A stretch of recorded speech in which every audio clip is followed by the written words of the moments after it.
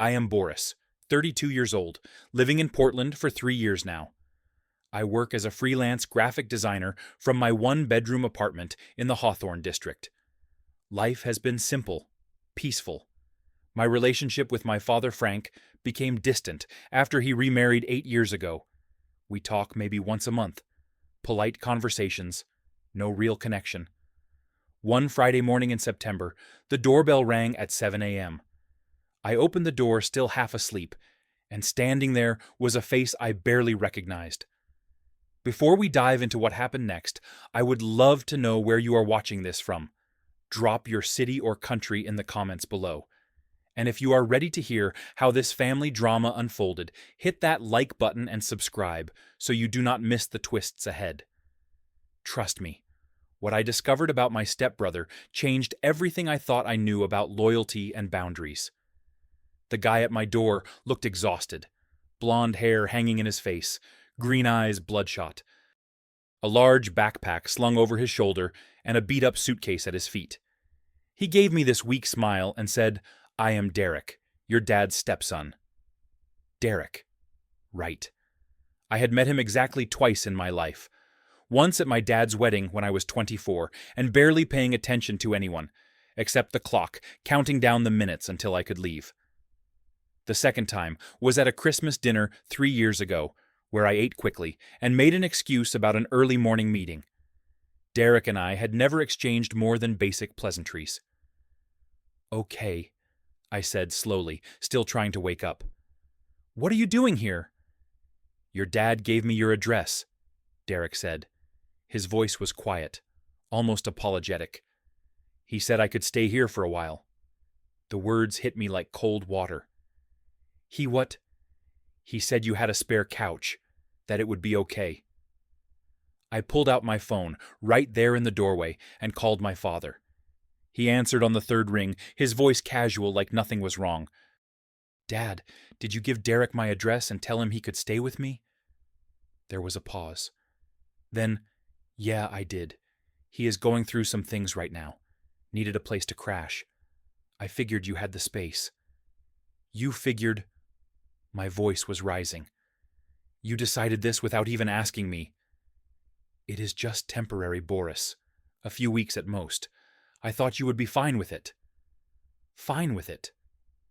"You gave a stranger my address and told him to move into my apartment without talking to me first. He is not a stranger. He is family." "He is not my family, Dad. I have met him twice. And even if he was, you do not get to make decisions about my home without my permission." Frank sighed that heavy, disappointed sigh he always used when he thought I was being difficult. "Look, Derek is my wife's son. He needed help. I could not turn him away. I thought you would understand that. What I understand is that you care more about looking good to your new wife than respecting me. That is not fair. What is not fair is what you just did to me." I hung up. My hand was shaking. Derek was still standing there looking at the ground. I should have told him to leave right then, but he looked so defeated, so lost. And despite everything, I could not bring myself to slam the door in his face. "One night," I said. "You can stay one night. Tomorrow we figure out something else." Derek nodded quickly. "Thank you. I promise I will not cause any problems." I let him inside, showed him the couch, gave him a blanket from the closet, told him the basic rules. Do not touch my things. Do not bring people over. Buy your own food. He agreed to everything. That night, I lay in bed, staring at the ceiling. My mind kept circling back to the same thought. My father had thrown me under the bus without a second thought. He had a problem with Derek, and instead of dealing with it himself, he made it my problem. No conversation. No request. Just a decision handed down like I had no say in my own life. The next morning I called Frank again before work. Told him Derek needed to find somewhere else to stay. Frank pushed back immediately. Said Derek just needed a little time. Said I was overreacting. Said I was being selfish for not helping out family. "If he is family, then you help him," I said. "Take him to your house. Our place is too small. You know that." Then that is your problem, not mine. Frank got quiet. Then he said, I raised you better than this. I hung up without responding. Derek stayed. Not because I wanted him to, but because every time I thought about kicking him out, I felt this weight of guilt pressing down on me. What if something bad happened to him? What if my father never spoke to me again? What if I was being unreasonable? So I let him stay. And at first, Derek seemed genuinely grateful. He kept to himself. He cleaned up after himself. He thanked me multiple times a day. But by the third day, I started noticing things that made me uneasy. Derek never left the apartment, not to look for work, not to go for a walk. He just sat on my couch all day, scrolling through his phone with this tense expression on his face, like he was waiting for something bad to happen. On the third evening, I came home early from a coffee shop where I had been working on a client project.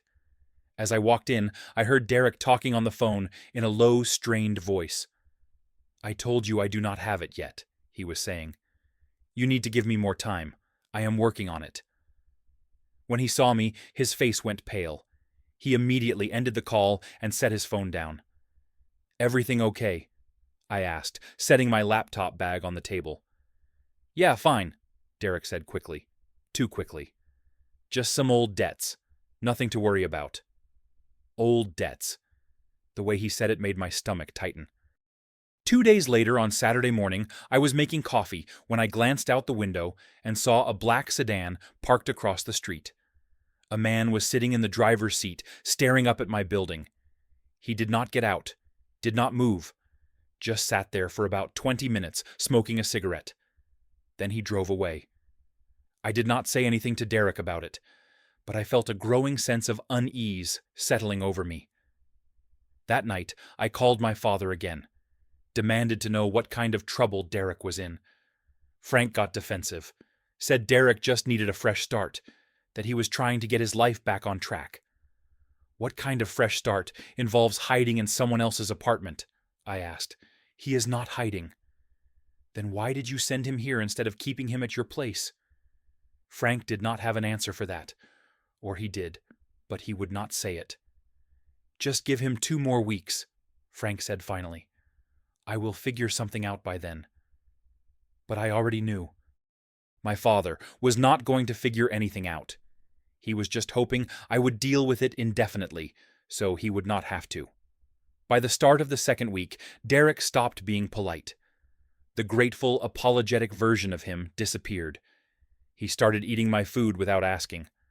I would come home to find half a jar of peanut butter gone, or the leftovers I had been planning to eat for dinner missing from the fridge. His clothes started appearing everywhere. On the bathroom floor, draped over the back of my chair, piled on the couch. When I asked him to pick up after himself, he would apologize and promise to do better. But nothing changed. He started watching television late into the night with the volume too high. I would wake up at 2 a.m. to the sound of some action movie blaring through the thin walls. When I came out to ask him to turn it down, he would act surprised, like he had not realized how loud it was. My work began to suffer.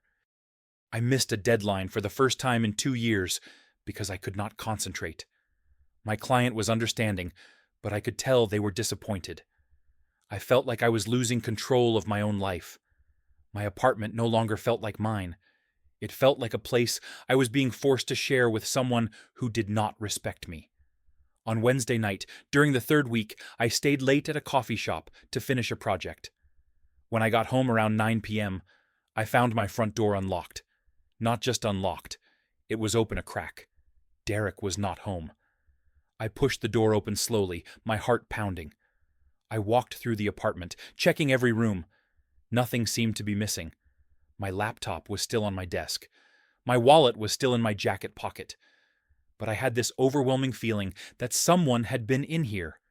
Someone who should not have been. I called Derek. No answer. I sent him a text, asking where he was. No response. He finally came home 2 hours later. His face was white. His hands were trembling as he unlocked the door and walked inside. Did someone come here looking for you?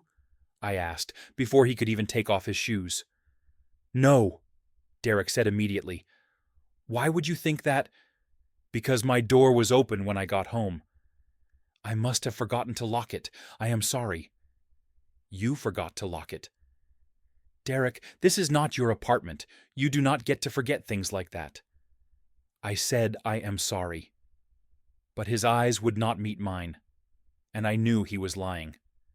That night after Derek went to sleep on the couch, I sat at my desk and opened my laptop. I typed his name into the search bar. Derek plus California. Derek plus arrest. Derek plus trouble. It took less than 5 minutes to find what I was looking for. 2 years ago, Derek had been arrested in San Diego for possession of marijuana. It was a minor charge. He got probation and community service. That alone did not bother me. Plenty of people make mistakes when they are young. But then I found something else. A blog post from 6 months ago on a local California crime forum. It mentioned Derek's name in connection with a man named Tony Castellano, who was suspected of running an illegal sports betting operation with ties to local gangs. I kept scrolling. Found another post from 3 months ago.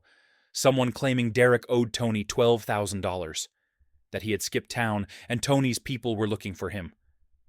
My hands went cold. I closed the laptop and sat there in the dark. My father had knowingly brought a man running from a criminal into my home. He had put me in danger, and he had not told me the truth. The next morning, I woke Derek up early, told him we needed to talk. He sat up on the couch, rubbing his eyes, looking confused. I know about Tony, I said. Derek's face changed. The confusion turned to fear. I know about the debt. I know you are hiding from him. Derek put his head in his hands. For a long moment, he did not say anything. Then he started talking. The words came out in a rush. He owed Tony $12,000 from betting on football games over the course of a year. He kept thinking he could win it back, but he lost more and more. When Tony gave him 3 months to pay, Derek tried. He really did. But he could not come up with that kind of money. So Tony started making threats. Said if Derek did not pay, there would be consequences. Physical consequences. Derek panicked. He packed a bag and took a bus to Portland because he thought Tony would not be able to find him here. So you thought you could hide in my apartment, I said, and drag me into your mess. I did not know what else to do, Derek said. His voice cracked. Your dad said you would help. He said you were the only person I could go to. My dad had no right to make that decision for me. I know. I am sorry. I really am. Sorry does not fix this, Derek. You brought dangerous people into my life. Do you understand that? He nodded, tears running down his face. I called my father immediately. I did not care that it was 6 a.m. When he answered groggy and annoyed, I let him have it. You knew, I said. You knew Derek owed money to a criminal, and you sent him to my apartment anyway. Frank was quiet for a moment. Then he admitted it. I knew he was in trouble, but I could not just abandon him. His mother, my wife, was devastated. I had to do something. So you decided to put me at risk instead. I did not think it would come to that. I thought he just needed time to lay low. Lay low. Dad people are looking for him. They could show up at my door. They could hurt me, thinking I am involved. Did you even think about that? You are overreacting. No, you are underreacting. You put me in danger because you did not want to deal with the consequences of helping Derek yourself. Frank tried to argue. Tried to make me feel guilty. But I was done listening. Everything came crashing down on Friday night of the 4th week. I was working late at a coffee shop downtown, trying to finish a logo design for a client. My phone rang around 9:30 p.m. It was Mrs. Patterson, my neighbor from across the hall. Boris, she said, her voice shaking. There are 2 men at your door. They have been pounding on it for the last 5 minutes. I am scared. Should I call the police? My stomach dropped. I am on my way. Do not open your door. Stay inside. I grabbed my things and ran. The coffee shop was only 6 blocks from my apartment. I sprinted the entire way. When I got to my building, the two men were gone. Mrs. Patterson was standing in her doorway, arms crossed, looking frightened. "They left about 5 minutes ago," she said. "One of them had a tattoo of a snake on his neck. They kept asking if Derek lived here. I told them I did not know anyone by that name. But Boris, they did not believe me. They said they would be back." I felt like the floor was falling out from under me. I went inside my apartment. Derek was not there. I called him. No answer. I sent 3 texts. Nothing. I paced the apartment for 2 hours, my mind racing, trying to figure out what to do. At midnight, Derek finally came home. The moment I saw his face, I knew. He looked terrified. His hands were shaking so badly he could barely get his key in the lock. "They found me," he said. "I know. They came here, to my door. My neighbor saw them." Derek sank onto the couch, put his face in his hands. "I am so sorry. I did not think they would track me down this fast." "What did you think was going to happen, Derek? That you could just hide here forever, and they would forget about you?" "I do not know. I was not thinking." "No, you were not. And now I am the one who has to deal with it." Derek started crying. "I do not know what to do." "I know what you are going to do," I said. My voice was steady now, calm. "You are going to leave tomorrow morning, first thing." "Where am I supposed to go?" "I do not care. That is not my problem. You need to leave." "Boris, please." "No. You brought dangerous people to my home. People who could hurt me. People who could destroy everything I have built here. You do not get to stay." Derek pulled out his phone and called my father. I heard him crying on the phone, begging Frank to talk to me. At 3 a.m, Frank called me back. I was lying in bed wide awake, staring at the ceiling.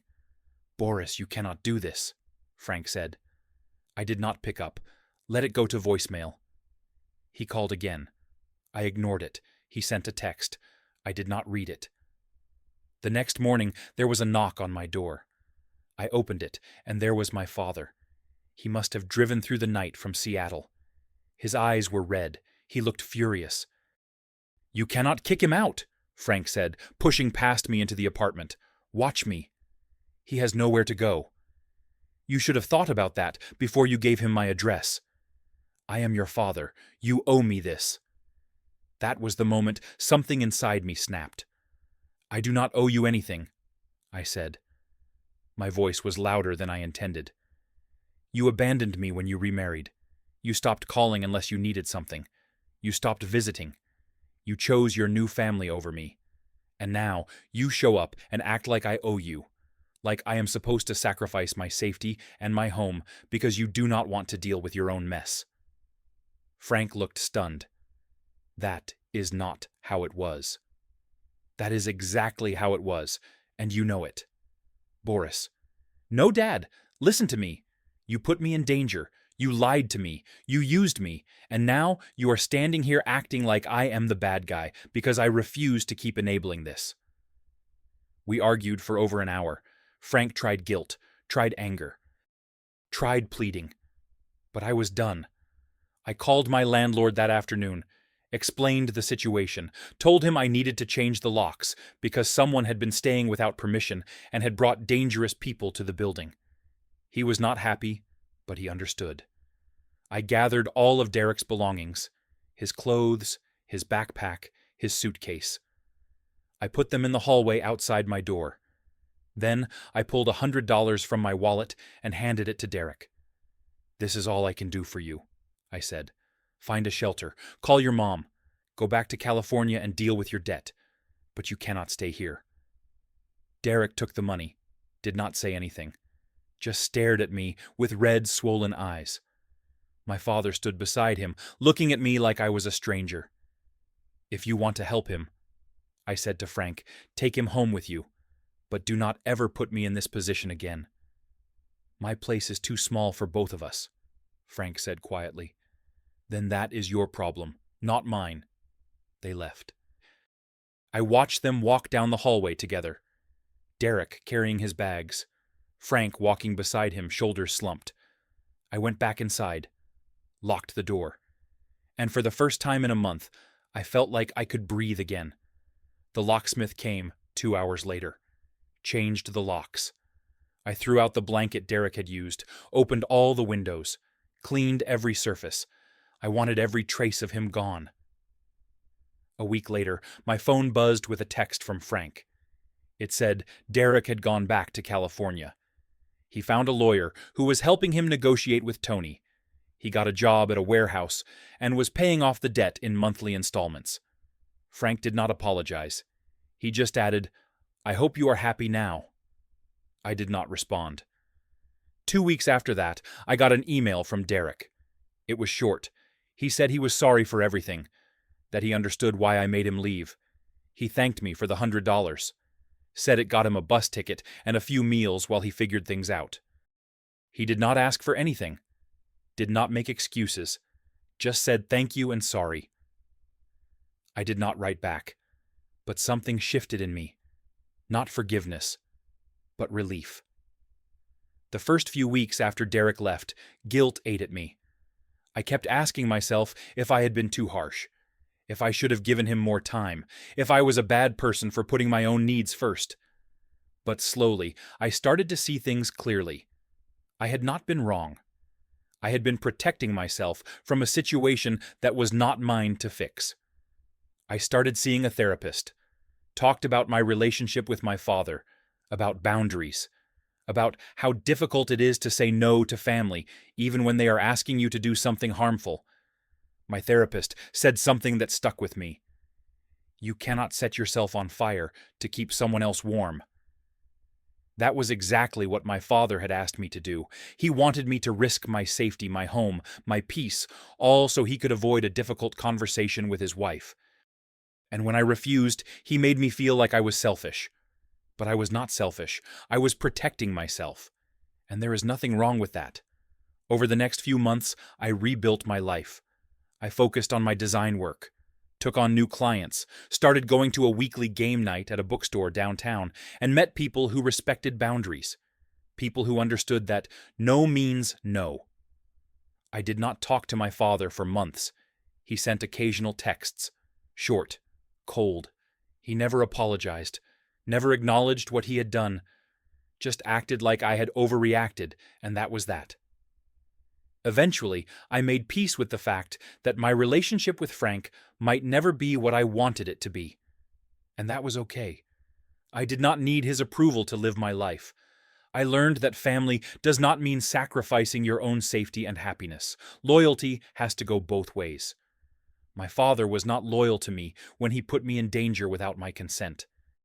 Sometimes the most loving thing you can do for yourself is walk away from people who do not respect you, even if they are family.